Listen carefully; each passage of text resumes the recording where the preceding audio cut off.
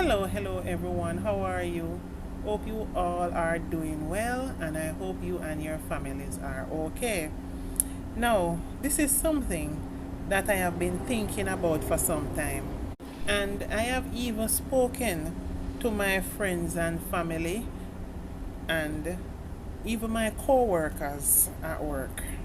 Have you really noticed around us, whether it be at work, amongst friends, amongst associates, amongst even family members, the fact that respect comes with how much they can benefit from it. And this is especially a norm amongst Jamaican people. Think about it. It plays out every day in front of our very own eyes. How do you really get respect and some kind of loyalty? Because trust me, there's not really much loyalty going around these days. But there is some level of respect, and it depends. The question is, how do we get respect from our very own Jamaican people? When you think about it, to get Jamaican people to respect you, you have to be some level of toxic and affiliated with some kind of trending. And you seemingly have to go against all the laws of nature and the laws of the land. Basically, you have to be unruly. Bear in mind, once they respect you, well, their kind of respect, they don't care if you're doing the right thing or the wrong thing. You just have to be on the right type of wagon that they see is most popular. Because bear in mind, right now, right is wrong and wrong is right. So don't bother come with your little right self and think they're going to buy into that. Hell no. But as long as you're on the wrong side and it seems contradictory and toxic and against the laws of right and wrong, you're good. Right now, I feel so sad for parents that are bringing up teenage children right now and younger that are easily influenced by what goes on out there in society, because out there not nice. You see, if you are not a parent that grow them with strong mind to think for themselves and don't yield to peer pressure and don't compromise their standards and they know right from wrong, if that is not in your child already, Lord help you. Swear, because they will definitely be getting caught up in the confusion. When I look at, for example, our very own dancehall artist, Beenie-Man, government name Anthony Moses Davis. He entered the dancehall space as a child artist, recording his first song at the age of 12 years old with producer Bunny Lee. And even before that, Beenie-Man grew up around music and he was known to hold the mic from time to time. That is why at 12-year-old, he was taken serious enough to record his first song. So we can say that Beenie-Man was born to be an artist. It comes natural to him. And he has done so much for the dancehall space. However, in his 20s is when he took the music as a career much more seriously than before. And that is when his career really took off. With his second album with VP Records in 1992, and he has been a consistent performer. Him never take no years off. Him not take no time off. Every year, Beenie-Man have songs out there that is resonating with the public in household, in dances, and he has been consistently performing with hits after hits, with songs like "Oh Am I," "Sim Simma." That hook went global. King of the Dancehall. He has so many albums. He has rightfully gained his position in our household, amongst our children, amongst our grandchildren, grandparents. The old folks love him. The youths love him.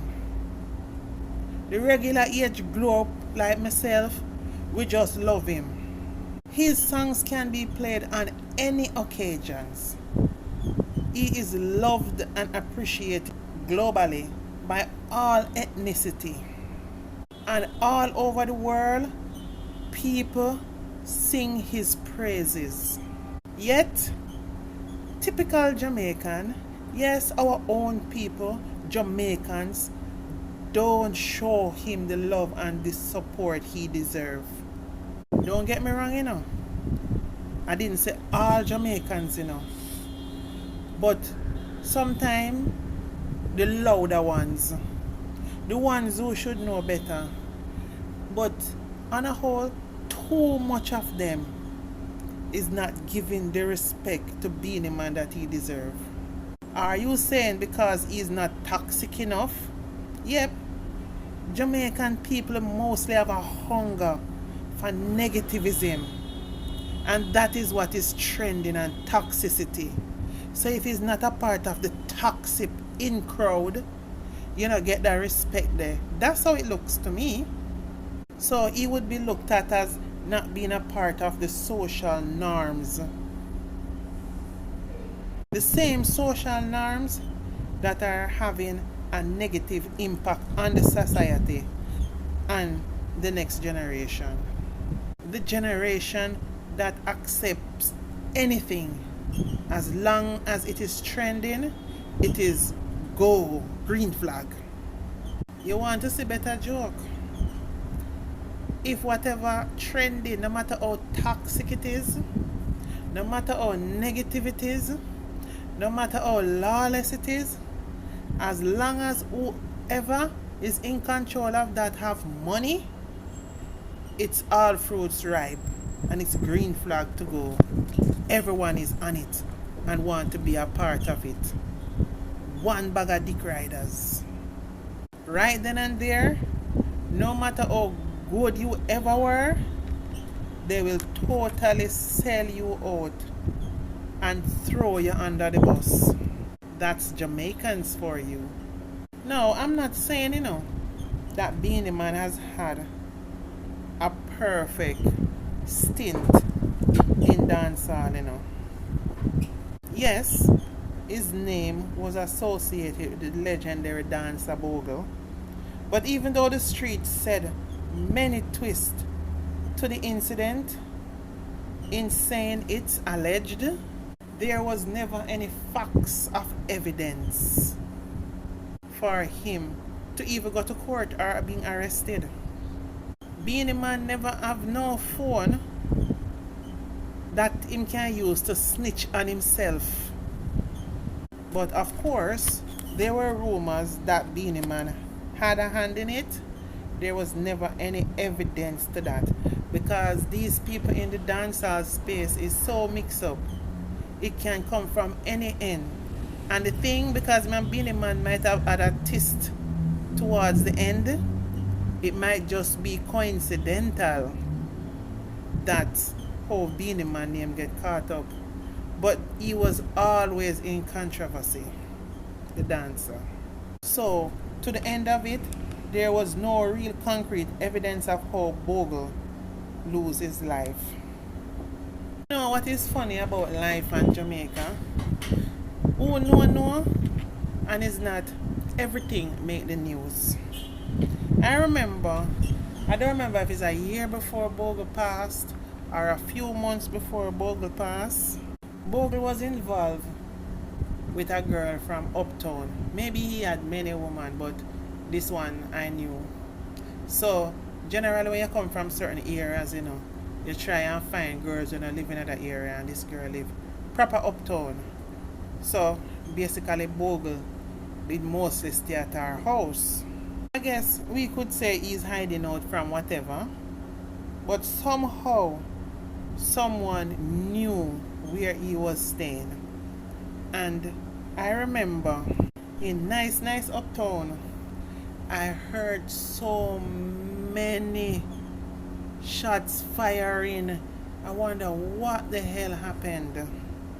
Only to hear the next morning that some man drive up to such yard and ask for the dancer. Now it's over this yard. Is a whole heap of sisters live over there, and them parents live abroad, and them have things that go on for them. Nice house, house a pair Burrell come through, nice car park up over there, and them have them things and so on, cause the girls will travel. Anyway, they come ask for the dancer. The sister now knows say her sister, the Bogle, call her sister and say, hey, somebody out to the dancer. And so she come out and she said, him not there. And you know what they did? They full her up with corn. And I guess that was a message to the dancer. She was taken out right there. I say this to say that we're never 100% sure unless we have evidence exactly what happened. But it seems people was after this dancer for some time before he passed, for whatever reason. And that was the end of that chapter for her. The whole community was a bit peeved because from time to time you would see the dancer, people saying like, what am I doing in the area? And so on. But ants fall of fat and so on. And sometimes these spoiled girls uptown, them always love to deal with so-called bad man, controversial men, and I just so everything go down. I say this to say it could be anything. There was no real concrete evidence pertaining to Beenie-Man, and I think that is the major smear that is on his career in dancehall. And well-thinking people never take it serious because there was no arrest. However, I was not sure how long after that the dancer was taken out. The streets have many thoughts on how Bogle went down, but it was more popular to believe that the dancehall artist Beenie-Man had something to do with it. Of course, because he's popular. Versus here we have one of the most legendary, toxic, vile lyricists, dancehall artists of all time that snitched on himself. He provided his own evidence against himself and his cronies. His name has been associated with everything bad, and he rules his crew with an iron fist, from abuse to merciless beating to serious crimes and violence. This artist actually went to prison, but due to technicalities, he was freed. He looked at his own supporters who support him in dancehall, wearing the dancehall fashions as prostitutes and whores. Based on what he said, his women don't have to dress like hookers and hoes to look good. So obviously, the girls them that go to dancehall supporting you, jumping up around you, he's calling them these names. Versus his woman who don't dress like that. He also calls them sheep and knows they all just want to belong because their self-esteem is this low and they live for the hate of another toxic, moment to tear down someone else.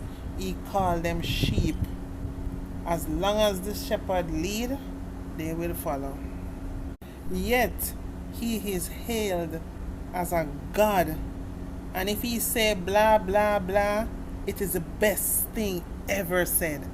Sometimes I wonder if something wrong with me, because I'm trying to understand how this all makes sense. What is his claim to fame? You know what that is?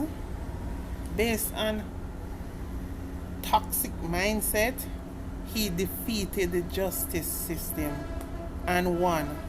Not because he's innocent, but because of a glitch in the system of justice. Don't get me wrong, he's a great lyricist. He knows how to command attention. He knows how to get the people moving. But is it really just about great lyrics? Or is it because Jamaican people mindset is one of toxic, so they naturally arise to toxicity? Remember, he was doing music, but his role was more of a Don turned celebrity.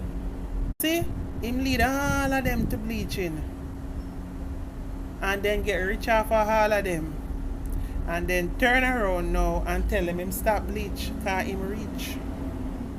And everybody turn dopey bat, blister themselves, turn themselves in a muput, and all of that, then just left them standing by the seashores, can't even jump on a boat. Ah boy. Please make it make sense, please.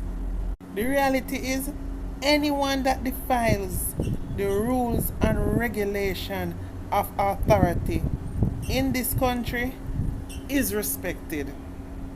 You can't beat that because them isn't the majority. But hear what I'm saying. Love who you want love. Respect who you want respect. Run behind who you want run behind. Follow behind who you want follow. But a man that has given his all to the Jamaican culture, to dancehall, to reggae music, stop tearing him down. Show him his respect, because he deserves his respect. He has not dropped the baton from he started in the music industry. He has not. No matter how reggae music was on go slow and other cultures were taking a bit and pieces of it and capitalizing on it, Beenie-Man been relevant all these years. He been in the business. He deserves his respect. This is the thing that I hate with Jamaicans, and it is in them bloodline. For them to look good, whether it is amongst family, friends, relationship, co-worker, them have to tear you down. Even if them have to put something together and mix up something, as long as them can tear you down just to get the attention for themselves. Everybody can coexist. Me not like this, but you like this. You like this, but me not like this. Everybody is due them respect. Respect who you want respect. Me not respect who you respect. Leave it there so.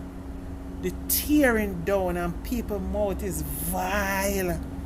People mouth is wicked. I'm telling you. You see people mouth, I swear, it is more vicious than guns and ammunition.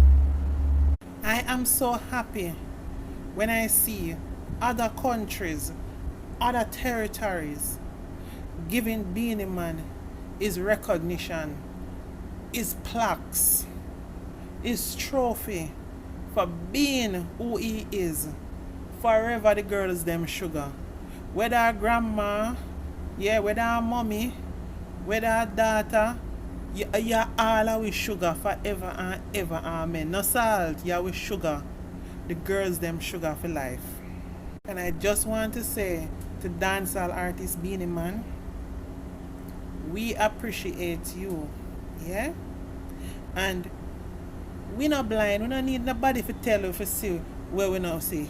Then can't trick we in front of ourselves. We see your contribution.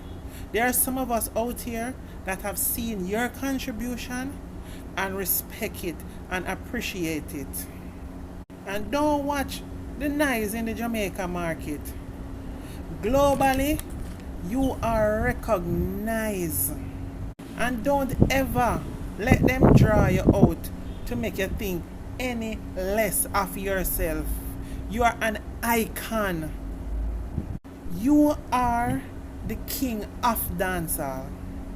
There can be many kings at many different levels, but you are, what am I say, king of the dancehall. Yes, because you never stopped winning. I'm telling you, I went to a Beenie-Man show in the UK. Oh my gosh, people were losing their mind, killing themselves from work to get home to get to this venue. And I'm telling you, it was worth it, even with the rush and everything. I'm telling you. And this man is a great performer, and even in performing, give jokes and gimmicks, and he go right through. It is just so sad and shameful when a few loud people make it seem he does not deserve his place in dancehall. He already had that place. Anybody else will come hold a slot somewhere. You're respected too for what you do. But don't come tearing down another person and only in the same genre. That don't make no sense. And some of you fans are the ones that really push to turn artists against each other with a toxicity. We can all coexist, because many of you lot out there, even some of you in the music fraternity, you lot are hypocrites and just dick riding because you're not open to get some benefits of dick riding. Sometimes when I hear some grown ass men who could have been my grandfather come out and make some speech, I wonder if them never born man. Them just sound like say the artist could have said, bend down right now.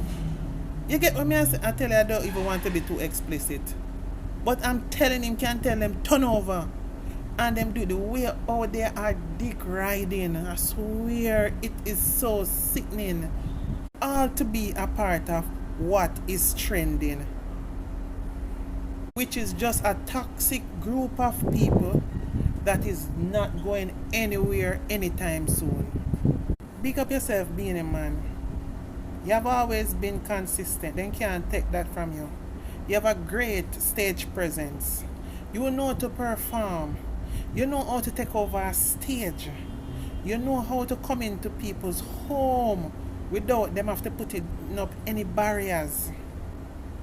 And you're always giving off good music, good cultural music. We appreciate you, and we appreciate your valuable contribution to the Jamaica culture of music.